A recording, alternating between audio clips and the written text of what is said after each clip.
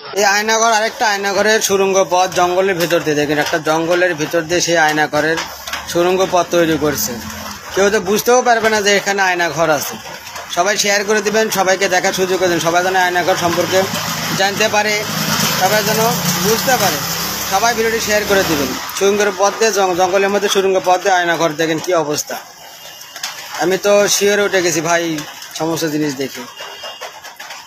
আপনাদের কে যারা যারা দেখেননি সবাইকে দেখার সুযোগ করে দিবেন, যাতে সবাই আয়নাঘর সম্পর্কে জানতে পারে, দেখতে পারে, বুঝতে পারে কতটা ভয়ঙ্কর এই রাস্তা। সুড়ঙ্গ পথ জঙ্গলের ভেতর দিয়ে বের হয়েছে।